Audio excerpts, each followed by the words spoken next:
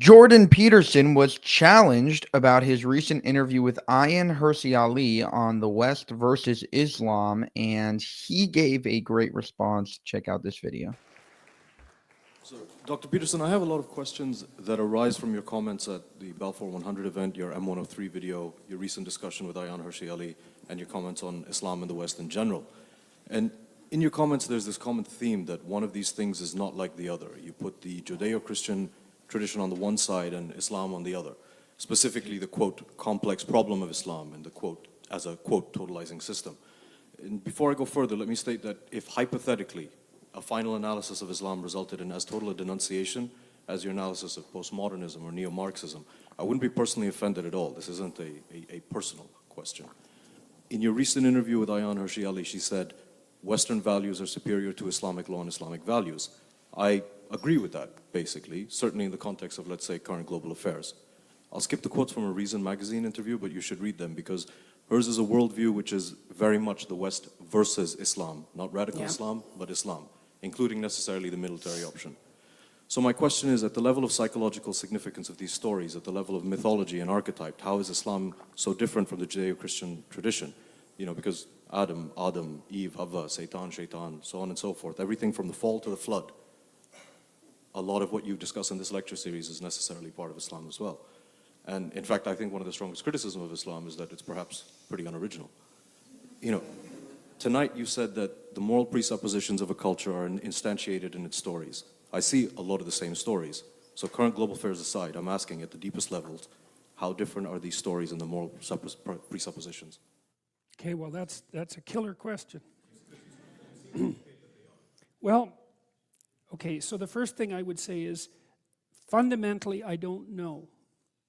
And so part of the reason that one of the things I'm planning to do is to have a series of discussions, and plenty of people have contacted me about discussing with Ayaan Hirsi Ali, because as you know, she has powerful and serious foes.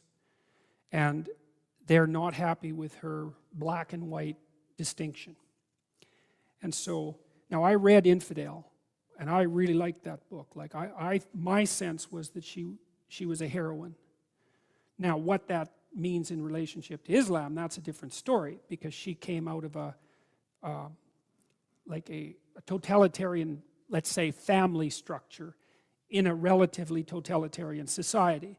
And you could make the case that there's a correspondence between that and Islam, and you could make the case that there isn't. And of course, that's the critical issue. And so, there's a couple of things that I can't wrap my head around easily in relationship to Islam. And so one is what I see as the failure to separate church from state. And that's a problem. Now, it may not be a problem as such, but it's certainly a problem in relationship to the relation between Islam and the West, because we separate church from state. Now, there's fundamentalists in the United States, Christian fundamentalists, who think that that separation is a mistake. So it's not only an idea that's rooted in Islam that those should be united. But it's definitely a problem with regards to our coexistence, because that's a fundamentally different presumption. Okay, so that's problem number one. Problem number two, for me, and again, this may be a consequence of my ignorance, which I'm trying to rectify, Muhammad was a warlord. And I don't know what to do about that fact.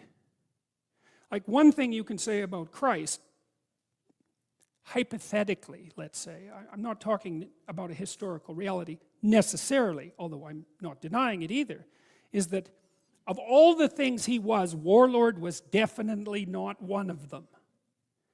And I don't know what to do about that. And so, I don't know how to reconcile that. And I don't know how to reconcile, like, not only was Muhammad a warlord, which I don't think is an unreasonable thing to proclaim, the expansion that he initiated was unbelievably successful. I mean, within 600 years, it was the biggest empire the world had ever seen. And it demolished Byzantine Christianity, which is something that Western people don't even know. You know, I've read thinkers who said that the West was so traumatized culturally, let's say, by the demolition of Byzantine Christianity, that we can't even study it now. And so, I don't know if that's true, but I don't know that it's not true either. And the Buddhists were wiped out of Afghanistan, and we saw that echoed in the Taliban's destruction of those great Buddhist monuments. And so what I'm hoping is that there's a bridge. There better be a bridge. And that's why I want to have these discussions, because I'd like to understand if there's a bridge. And so lots of people have sent me people who I should talk to, who they think represent Islam far better than Ayaan Hirsi Ali. And perhaps they're correct, and hopefully I'll get an opportunity to talk to them, because I would like to know why. I would like to know if what I think is wrong. Because if it's wrong, it's important that I know it's wrong. He actually has really given more platform to, people like Muhammad Hijab, people that are extremely radical.